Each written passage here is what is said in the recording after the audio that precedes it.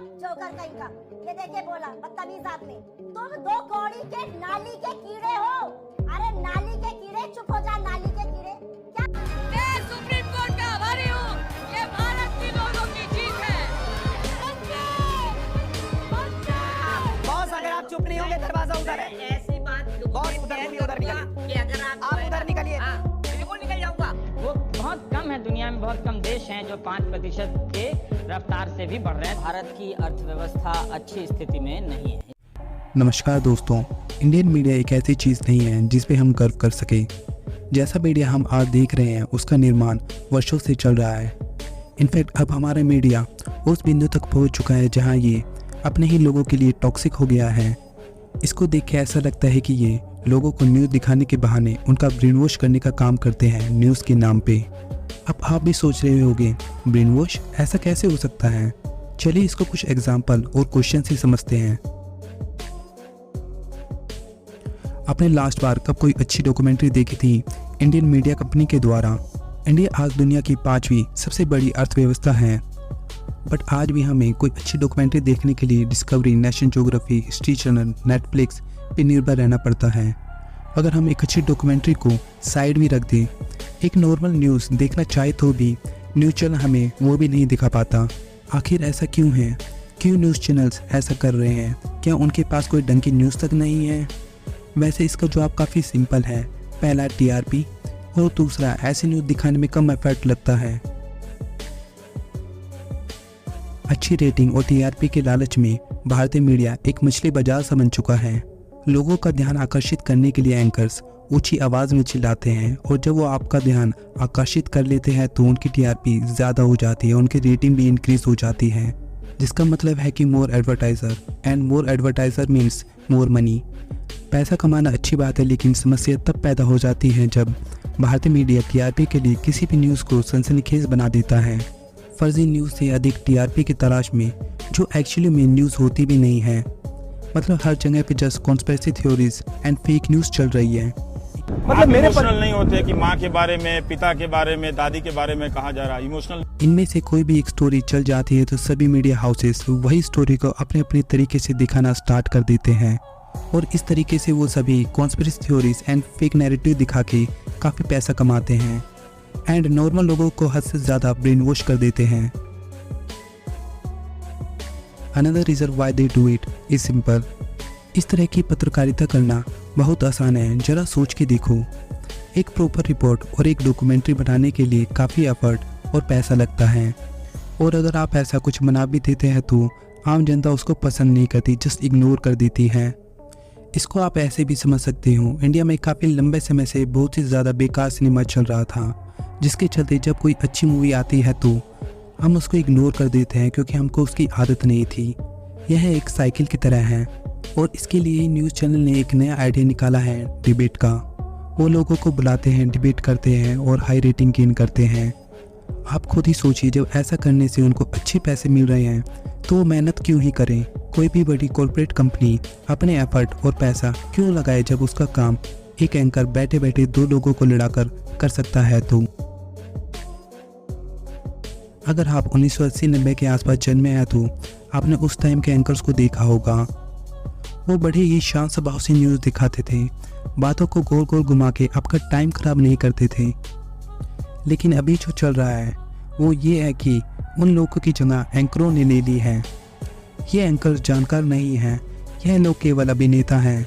उनकी भूमिका चिल्लाना, बहस करने का नाटक करना और खुद को ऐसे पेश करना है कि जैसे वो सब कुछ जानते हैं। ये कभी कभार स्टूडियो से बाहर निकलते हैं और निकलते भी हैं तो सिलेक्टिव न्यूज़ ही दिखाते हैं जिनका रियलिटी से कोई नाता नहीं होता। इनको देख के ऐसा लगता है कि ये एंकर या रिपोर्टर नहीं, एक्टर्स हैं। लोगों को ऐसा लगता है कि वो न्यूज़ प्रोफेशनल्स लोगों द्वारा देख रहे हैं और इन एंकर्स को सीरियसली लेते हैं, जिसके चलते ये ओपिनियन मेकर भी बन जाते हैं। और इन सब में सबसे मशहूर नाम अर्नब गोस्वामी और रवीश कुमार हैं। दोनों की न्यूज़ आपस में बटी हुई है और जो न्यूज़ ये दिखाते हैं वही नैरेटिव मीडिया में काफ़ी लंबे समय से चलता आ रहा है।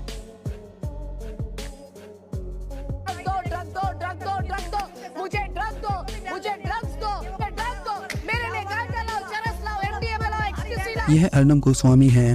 अर्नब के फेमस होने के कारण राहुल गांधी के साथ उनका एक इंटरव्यू था जिसमें उन्होंने राहुल गांधी को लगभग डिस्ट्रॉय कर दिया था। अर्नब ने एक ट्रेंड को स्टार्ट किया खुद के लिए और अपने चैनल के लिए, बट वो ट्रेंड सभी चैनल्स पे चलना स्टार्ट हो गया। आपने नोटिस किया होगा इंडिया में एक ट्रेंड है, जब कोई चीज़ चल जाती है तो सभी उसी के पीछे चलना स्टार्ट कर देते हैं। अर्नब वो एंकर है जिसने उस पत्रकारिता को जन्म दिया जिसको आज हम सभी देखते हैं, मतलब वाद विवाद वाला जर्नलिज्म, जहाँ बस स्टूडियो में बैठे रहना होता है और जस्ट लोगों को बुलाओ और उनसे बहस करवाओ। वैसे डिबेट कल्चर 2014 से पहले से था, बट वो फेमस अर्नब के आने के बाद हुआ। यहाँ सबको जस्ट उसके द्वारा की गई एक एक्ट है, वो जानता है वो एक एक्टर है, लेकिन बात यह है कि उसके द्वारा की गई वो एक गलती आज पूरे देश को उसके जैसा बना चुकी है। आमतौर पर इंडियन पीपल मीडिया से हमेशा ही काफ़ी इन्फ्लुएंस होते आए हैं। इसको आप ऐसे भी समझ सकते हैं, लोग शाहरुख खान को फिल्म में रोमांस करते देखते हैं तो उसी तरह के रोमांस की नकल करने लग जाते हैं। वे एक क्रिकेटर को पसंद करते हैं तो उसी की तरह हेयर स्टाइल रखना शुरू कर देते हैं और उसके रवैये की नकल करते हैं।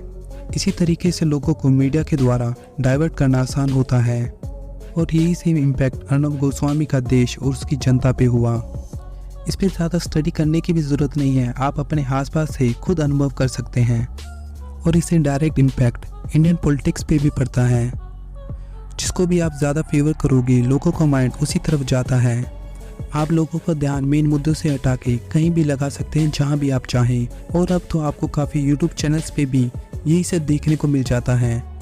मीडिया की इस साइड का जस्ट आपको एक फ़ायदा मिलता है कि वो सभी न्यूज़ को हाईलाइट करता है।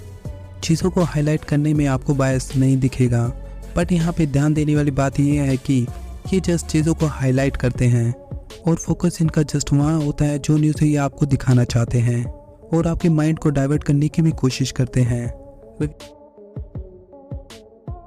इमोशनल नहीं होते कि माँ के बारे में, पिता के बारे में, दादी के बारे में कहा जा रहा है इमोशनल। आपने एंटायर पॉलिटिकल साइंस में पढ़ी है, किसमें पढ़ाई है? डेवलपमेंट इकोनॉमिक्स में पढ़ी है। एंटायर पॉलिटिकल साइंस में, एंटायर पॉलिटिकल साइंस मतलब हमारे प्रधानमंत्री की जो डिग्री है। रवीश कुमार की भी अर्नब की जैसे ही अलग फैन फॉलोइंग है।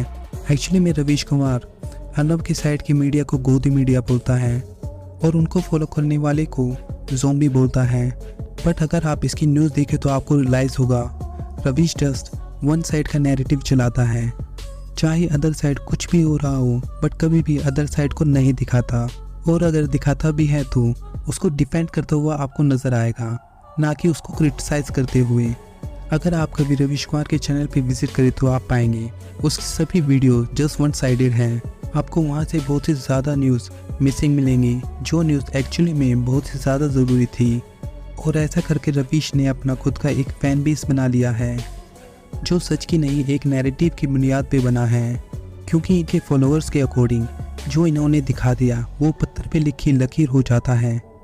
आप उन्हें चाहे कितना भी समझा लें या बता दें, बट वो वही बोलते हैं जो उन्होंने रवीश कुमार से सुना है। तो एक्चुअली में ज़ॉम्बीज़ इन्होंने क्रिएट किए हैं जो बस एक साइड ही सुनना पसंद करते हैं, क्योंकि अब वो बहुत हद तक ब्रेन वॉश हो चुके हैं। और अंदर जो न्यूज़ चैनल्स या यूट्यूब चैनल्स हैं वहाँ पे भी आपको ये नैरेटिव ज़रूर दिखाई देगा। जो भी रवीश कुमार के संपर्क में हैं, नाम अर्नब गोस्वामी और रवीश कुमार दोनों ही अपने अपने साइड पे मजे हुए कलाकार एक्टर हैं। ये अच्छा है कि अर्नब गोस्वामी और रवीश कुमार जो करते हैं उससे पैसा कमाते हैं, आखिरकार यह उनकी आजीविका का मामला है। लेकिन समस्या तब उत्पन्न हो जाती है जब वो न्यूज़ के नाम पे कुछ भी बेचने लग जाते हैं। हमारे देश के लोग अब जेन्युइन इन्फॉर्मेशन और फैक्ट से वंचित हैं। लोग भूल गए हैं कि समाचार कैसे होने चाहिए, उन्हें केवल गैर समाचार और फर्जी समाचार ही देखना पसंद है। इससे भी बड़ी बात यह है कि उनके दिमाग को टेलीविज़न पे होने वाली नासमझी भरी बहस और फेक नैरेटिव ने पूरी तरह से गुलाम बना लिया है। इनकी वास्तविक सोचने की क्षमता नष्ट हो चुकी है। अब हमारे पास डेड सोल्स वाले लोगों का एक समूह है। ये वही बात को दोहराते हैं जो इन्होंने टेलीविज़न या मोबाइल फ़ोन पे दिखाई जाती है। सो जब आप राइट विंग का मीडिया देखते हैं तो आपको ये दिखाई देता है। Modi versus who? Modi versus who? Modi versus who? Modi versus who?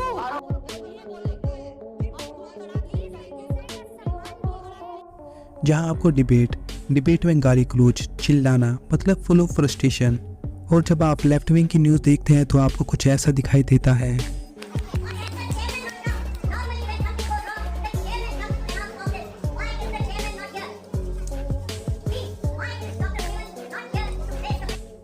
बताइए उरी हाइपर टॉक्सिक नेशनलिज्म। इसके बचाव में तो खुद अनुराग कश्यप को आना पड़ा, जो खुद लेफ्ट विंग को सपोर्ट करते हैं। यदि आप एक इंसान के रूप में खुद का सम्मान करते हैं तो आप सच्चाई जानना डिजर्व करते हैं। आपके ब्रेन को रियल इन्फॉर्मेशन की आवश्यकता है। आप अपने टेलीविजन पर गुड क्वालिटी कंटेंट पाने के हकदार हैं। इन सब का एक समाधान है और हम सब अपने देश को बेहतर बनाने के लिए ऐसा कर सकते हैं। जब तक ये खुद में सुधार नहीं कर लेते तब तक हम नासमझी भरी बहस और फेक नैरेटिव पे ध्यान देना बंद करें। करंटली वो सब आपके पावर बैंक बने हुए हैं। बड़े देश में और आपके जीवन में ऐसी खबरों की कोई वैल्यू नहीं है। जब तक वे बेहतर नहीं हो जाते उन्हें पूरी तरीके से रिजेक्ट कर दें।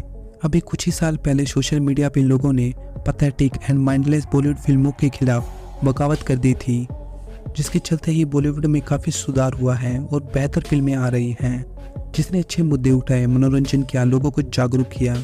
वे अभी भी बेस्ट नहीं हैं, लेकिन वे नासमझ मसाला फिल्मों से काफ़ी बेहतर हैं। टेलीविजन के साथ भी यही करना चाहिए। आखिरकार आप इन चैनल की सदस्यता के लिए पैसे और अपना टाइम दे रहे हैं। यह मूवी टिकट खरीदने के समान है। बस उन्हें तब तक अनसब्सक्राइब और अस्वीकार कर दें जब तक कि वे खुद में सुधार ना कर लें और वास्तव में आपको गुड क्वालिटी कंटेंट ना दे दें। संक्षेप में कहूँ तो भारतीय मीडिया आप सभी को ब्रेन डेड बना रहा है और आपको दो चीज़ करने की ज़रूरत है। लोगों को अपनी ज़ोंबी वाली स्थिति से जागना चाहिए और दूसरा, इंडियन मीडिया को सबक सिखाइए जो लोगों को बेजान लाश में बदलने के लिए सीधा सीधा जिम्मेदार है। और आप बताइए और क्या स्टेप लिए जा सकते हैं। प्लीज़ कमेंट में अपना ओपिनियन ज़रूर रखिएगा। जय हिंद।